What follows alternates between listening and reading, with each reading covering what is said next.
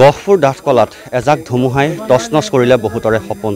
কাৰোবাৰ সপোনৰ ঘৰখন একেবাৰে ধুমুহাই মহিমূৰ কৰি পেলালে। আৰু মই গহপুৰৰ ডাঠকলা অঞ্চলত উপস্থিত আছোঁ। সহযোগীয়ে দেখাব কেমেৰাৰ সন্মুখত এইটো বাসগৃহ। বহু বছৰ শ বছৰ পুৰণি এজোপা বৰগছ বাগৰি এনেদৰে গোটেই ঘৰটো শেষ কৰি পেলালে। সমান্তৰালকৈ গৰুৰ গোহালিত 4টাকৈ পশুধনৰ মৃত্যু হৈছে গছজোপাই হেঁচা মৰাৰ ফলত। অতি ভয়ংকৰ আছিল ধুমুহাজাক। আৰু তাৰ পাছতেই এনেদৰে এটি ঘৰ বনাই আছিল বহু কষ্টৰে এটি পৰিয়ালে। আৰু তাৰপাছত এই গোটেই ঘৰটো এক প্ৰকাৰৰ ভাঙি চুৰমাৰ কৰি পেলালে। কথমপি ঘৰটোৰ পৰিয়ালৰ লোককেইজন প্ৰাণ ৰক্ষা পৰিছে। মোৰ সহযোগীয়ে দেখাই আছে ইয়াৰ দৃশ্য অতি আচলতে এটা দুখ লগা দৃশ্য। বহু কষ্টৰ ঘাম মাটিত পেলাই দৰিদ্ৰ সীমাৰেখাৰ তলত বসবাস কৰা এটা পৰিয়াল সুন্দৰকৈ এটা তেওঁলোকে পকী ঘৰ নিৰ্মাণ কৰিছিল, কিন্তু ভালদৰে ঘৰটোত থাকিবলৈ নাপালে। ধুমুহাজাকে একেবাৰে শেষ কৰি পেলালে।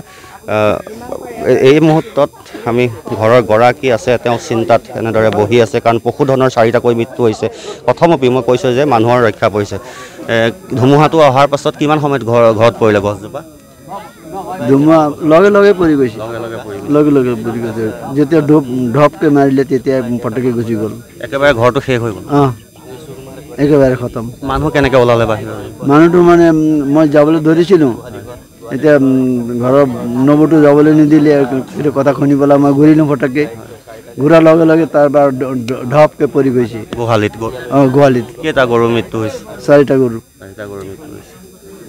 হয়, আৰু এনেদৰে আমি দেখাইছোঁ, কাৰণ অতি দুখ লগা এটা দৃশ্য।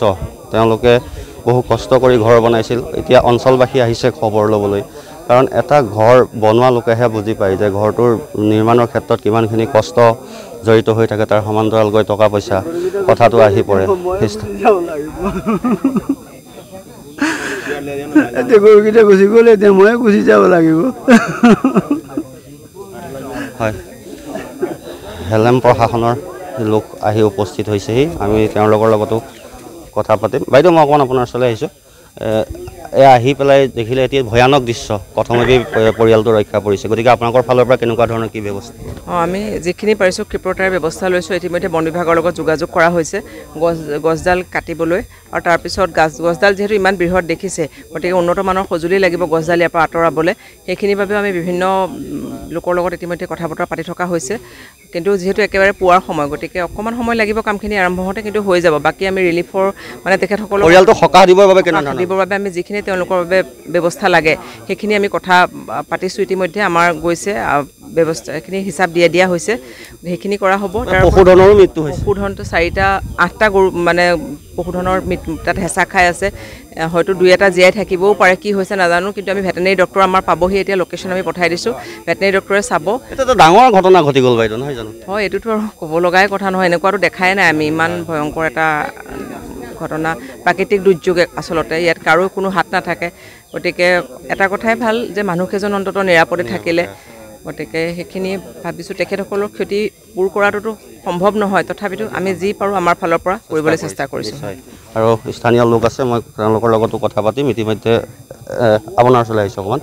অতি দুখ লগা এটা দৃশ্য, পশুধনৰ মৃত্যু হ'ল, লগতে ঘৰটো শেষ হৈ গ'ল। নিশ্চয়কৈ আজিলৈকে আমি এইটো অকল্পনীয় আৰু এইটো অৱৰ্ণনীয় হয় পৰিস্থিতি। প্ৰাকৃতিক দুৰ্যোগ বুলি ক'লে আমি আচলতে বিভিন্ন সময়ত এনেকুৱা দেখিছিলোঁ, কিন্তু এইটো নজিৰবিহীন বুলি ক'ব লাগিব। ইয়াত এতিয়া আছে বুলি একো নাই। আপোনালোকে প্ৰত্যক্ষ কৰিছে, আপোনালোকে দেখিছে যে এখন ঘৰত এতিয়া মানে প্ৰায় 150 বছৰ পুৰণি গছ, বহুত ডাঙৰ গছ, এই গছডাল পৰি পেলাই ইয়াত থকা গৰু এতিয়া মানে যেনেকুৱা পৰ্যায়ত আছে, তাত তলত গছে যিখিনি মানে হেৰি ধৰিছে, তাত ওলাব পৰা কণ্ডিশ্যন নাই।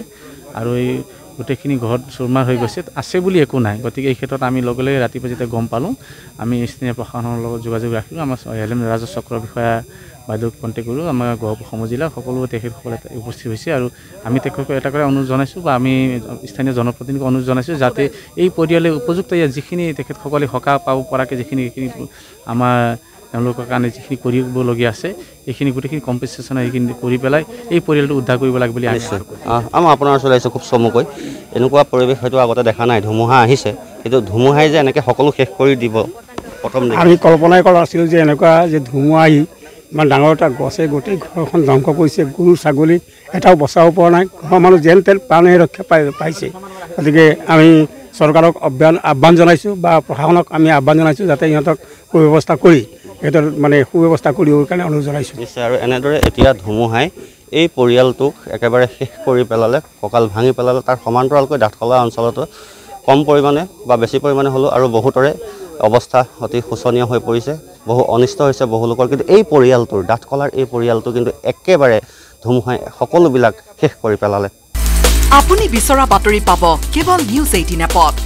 নিউজ 18 এপ ডাউনলোড কৰিবলৈ স্কেন কৰক এই QR কোড। গুগল প্লে ষ্টৰতো পাব এই নিউজ 18 এপ।